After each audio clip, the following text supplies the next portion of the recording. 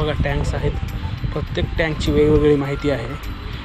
कोणते टायरचे आहेत. तुमचे जे काही फायटर पायलट आहेत त्यांचा हा ड्रेस आहे. समर ड्रेस गोरखा सोल्जरचा आहे. ऊन खूप लागत आहे बघा, त्यामुळे ना सुरुवातीलाच थोडक्यात छत्रपती शिवाजी महाराजांचा इतिहास सांगितलेला आहे बघा. हेलिकॉप्टर असं वाटतं ना की नवीनच आहे म्हणून. जी आहे ना, तर जे काही मिसाईल वगैरे आहे ते अँटी एअर एअरक्राफ्ट म्हणजे विमान हेलिकॉप्टर पाडण्यासाठीची ही आहे बघा.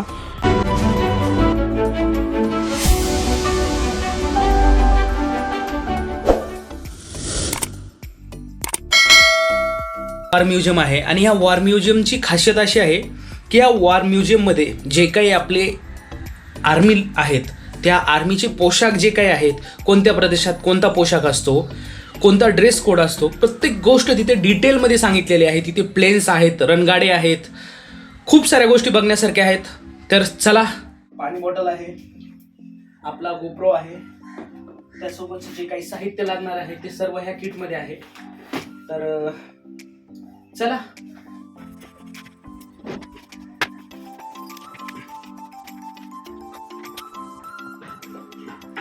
नमस्कार मंडळी, स्वागत आहे तुमचं आपल्या ट्रॅव्हल मराठी या यूट्यूब चॅनलवरती. तर आज आपण आलो आहोत नॅशनल वॉर मेमोरियलला, जे की आहोत साऊदर्न कमांडमध्ये पुणे येथे. आणि इथला परिसर एवढा मस्त आहे ना की तुम्ही विचार करू शकत नाही, एवढा शांत परिसर आहे. या परिसरामध्ये तुम्ही जर शनिवार रविवार खूप गर्दी असते आणि इतर वेळी कमी गर्दी असते, अशी काही विशेष गर्दी नसते. तर जे काही आपल्या देशातील जवान झाले त्यांच्या स्मृतिप्रित्यर्थ हे मेमोरियल बनवलेलं आहे आणि प्रत्येकाची नावं दिलेली आहेत बघा. इथे आपले महाराष्ट्रीयन आहेत. 2009मध्ये SB क्षीरसागर झाले, 2010मध्ये जाधव निलेश पोपट झाले, 2011मध्ये दयानंद नागनाथ पाटोळे. म्हणजे इथे फक्त जे काही मराठा बटालियनमधले आहेत, जे महाराष्ट्रीयन जवान होते, शहीद झाले होते, त्यांचं इथं दाखवण्यात आलेलं आहे. आणि पूर्णपणे हे मेमोरियल आहे ना खूपच मस्त आहे. इथे शो लागतो, पिक्चर लागतो आणि इथे प्रत्येक गोष्टीची माहिती दिलेली आहे. मी तुम्हाला प्रत्येक गोष्टीची माहिती सांगतो. आणि हा बघा किती मस्त परिसर आहे. ह्या परिसरामध्ये अशी काही विशेष गर्दी राहत नाही. शनिवारी आणि रविवारी बऱ्यापैकी गर्दी असते. ऑपरेशन ट्रायडंट 1971 बघा. On the night of 4 December 1971 Indian naval ships carried out ferocious missile on Karachi harbour. कराचीच्या तळावर जे काही युद्ध केलं होतं त्याला ऑपरेशन ट्रायडंट म्हणून नाव दिलेलं आहे. बॅटल ऑफ परबत आली 1971. 1971मध्ये आपल्या राजस्थानमध्ये जे काही वार झाला होता त्याची ही थोडक्यात सांगितलेली आहे बघा. बॅटल ऑफ गड्रा सिटी 1971 1971मधलं हे देखील आहे.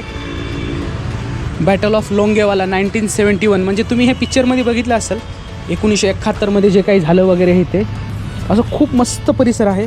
आणि ह्या परिसरामध्ये ना इथे छोटंसं असं महादेवाचं मंदिर आहे, तुम्ही बघू शकता.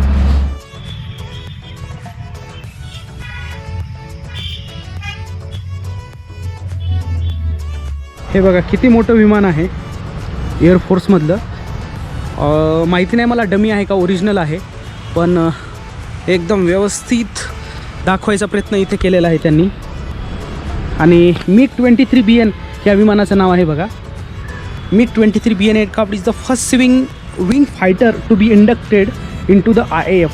The aircraft was design by the Mikoyan Gurevich design bureau of the erstwhile USSR and manufactured in 1982. The aircraft with the tail no SM is the last MiG to fly in the world and landed at Pune on 26 March 2009. म्हणजे हे original आहे. 1982ला बनवलेलं आणि रशियामधून आणलेलं आहे. USSR म्हणजे त्यावेळी union होतं. 27 वर्ष हे आपल्या ह्याच्यामध्ये सेवा दिलेली आहे बघा. 27 वर्ष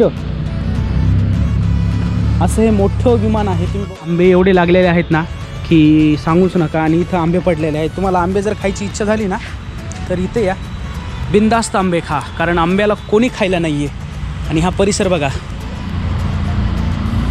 खूप मस्त आणि मनाला असं भावनिक करून देतो, पॅट्रिऑटिक बनून जातो आपल्याला की भारत देश खरंच किती मोठा आहे. आणि या भारत देशामध्ये ना आपल्या भारत देशाचं संरक्षण करण्यासाठी किती मोठे जवान धारातीर्थी पडले, त्यांनी आपलं आयुष्य पणाला लावलं. हेच आहे बघा.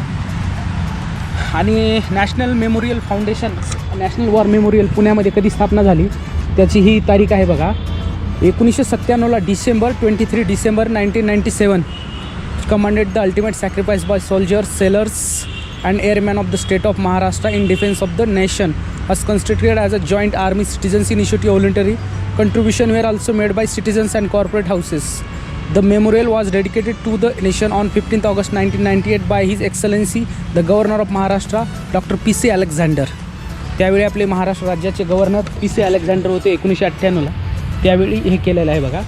आणि आपण आता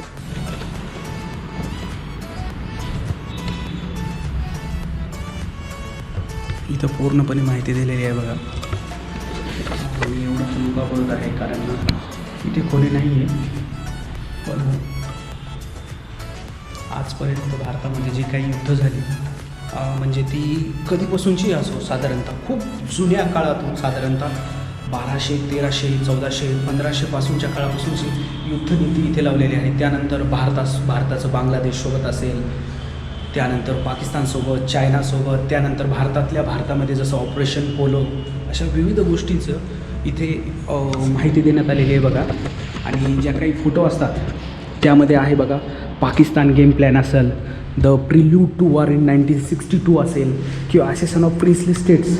म्हणजे भारत जेव्हा ब्रिटिश सोडून गेले त्यावेळी असे 3च राज्य होते ज्यांनी भारतात यायला नकार दिला होता. त्यामध्ये जुनागड स्टेट होतं, हैदराबाद, जुनागड आणि जम्मू काश्मीर असे 3 राज्य होते, त्यांनी नकार दिला होता. ही सर्व माहिती आहे बघा. भारताचं पहिलं युद्ध कोणासोबत झालं? First war of independent India 1947 to 1948.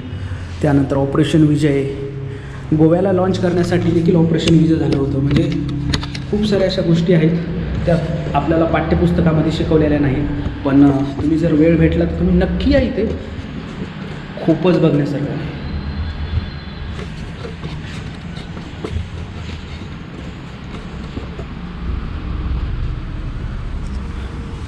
Captain Batra तुम्हाला माहितीच असेल. Captain Batra was ordered to capture the point 5140, 17,000 फुटावरता, the highest point of the Tololing ridge. Captain Batra हे बघा पूर्ण माहिती सांगितलेली आहे. सॅम मानेकशॉ बॅटल ऑफ हुसेनीवाल्यासोबत आहे. हे बघा, भारतीय जवान जेव्हा त्यांनी पाकिस्तानी लोकांचा झेंडा जो होता पाकिस्तानी तो कॅप्चर केला त्यावेळचा क्षण. वेस्टर्न थिएटर इन 1971 पूर्ण असे मॅप देण्यात आलेले आहेत. Dhaka captured 16 December 1971. तुम्हाला हे फोटो माहिती असेल बघा. सर्वात famous photo, Pakistanis in Bangladesh surrendered, lieutenant general Jagjit Singh Aurora receives Niazi surrender in Dhaka. हे बघा, lieutenant general Niazi signing the instruments of surrender, Dhaka 16 December 1971. म्हणजे सर्वात मोठा, आजपर्यंत सर्वात मोठं सरेंडर आहे 1971, 16 डिसेंबर 1971. सुरुवातीलाच थोडक्यात इथं छत्रपती शिवाजी महाराजांचा इतिहास सांगितलेला आहे बघा. हा खूप मस्त इतिहास आहे, तुम्ही बघा. आणि पूर्ण माहिती म्हणजे जे काही थिएटर आहे ना, भारताचे जे काही युद्ध वगैरे झालेत त्या युद्धातली माहिती इथे सांगण्यात आलेली आहे. आणि कधी जर येत असाल तर तुम्ही नक्की या. तुमच्यासाठी ही खूप महत्त्वाची गोष्ट आहे की भारताला स्वातंत्र्य असंच भेटलेलं नाही आहे. खूप लढावं लागल्या त्यावेळीच कुठं आपल्याला हे भारताचं स्वातंत्र्य भेटलेलं आहे. आपलं युद्ध नुसतं पाकिस्तानसोबतच नव्हतं, आपलं युद्ध चायनासोबत होतं, बांगलादेशसोबत होतं. म्हणजे असे छोट्या छोट्या गोष्टी ब्रिटिशांसोबत होतं. त्यानंतर आपला हा भारत देश स्वातंत्र्य झालेला आहे. त्यामुळे स्वातंत्र्य काय असतं, राज ठाकरेंनी म्हणलं होतं स्वातंत्र्य काय असतं हे तुम्ही वर्ल्ड वॉर 2 मध्ये जे काही नाझीच्या विरोधात होते जर्मनीमधले लोक नाझी, तर त्यांना विचारा. थोडक्यात सांगायचा उद्देश असा की आपल्याला स्वातंत्र्य हे फुकट भेटलं आहे, त्यामुळे आपल्याला त्याची किंमत नाही आहे. पण कधीतरी इथे म्युझियम वॉरला येऊन बघा, तुम्हाला खरंच स्वतः भारतीय असल्याचा खूप मोठा अभिमान वाटेल की आपल्या पूर्वजांनी आपल्यासाठी काय करून ठेवलेलं आहे. हीच गोष्ट इथे तुम्हाला दाखवण्यात आलेली आहे. आणि प्रत्येक गोष्ट, आपली इंडियन आर्मी किती ग्रेट आहे. आपला देश हा काही छोटा देश नाही आहे. ह्या पूर्ण देशाचं संरक्षण ही इंडियन आर्मी करते. तेच इथं आल्यावर असं वाटतं की मन भावनिक होतं.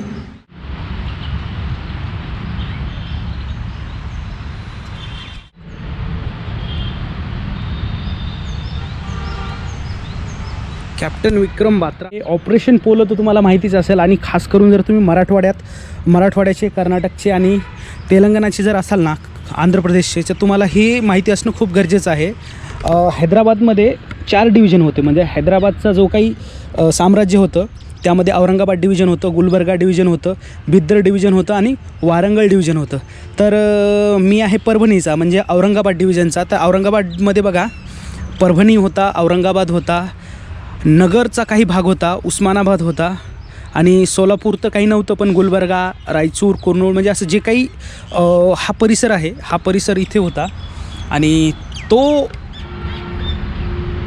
सुटण्यासाठी ऑपरेशन पोलो 1948 करण्यात आलं होतं. त्यावेळेस आपला महाराष्ट्रामधला मराठवाडा भाग आहे तो स्वातंत्र्य झाला. जरी आपण 1947ला स्वातंत्र्य जरी झालो असतो तरी मराठवाडा हा काही स्वातंत्र्य झाला नव्हता. मराठवाडा स्वातंत्र्य झाला 17 सप्टेंबर 1948ला. तर असे आहेत बघा. त्यानंतर ऑपरेशन विजय झालं गोव्यामध्ये 1961 साली, जेव्हा पोर्तुगीज रेडीच नव्हते हँड ओव्हर करायला गोवा. ब्रिटिश गेले पण पोर्तुगीज जायला तयारच नव्हते, तेव्हा गोव्याला स्वातंत्र्य करण्यासाठी ऑपरेशन विजय हाती घेण्यात आलं होतं बघा 1961ला. त्यानंतर इंडो पाक वार झाला 1965ला. त्यामध्ये जे काही जवान शहीद झाले त्या जवानांच्या इथे हे आहेत बघा नावं वगैरे, त्यांचे कोड. इंडो पाक वार 1971 झाला. अशा बऱ्याचशा गोष्टी आहेत बघा इथे बघण्यासारख्या.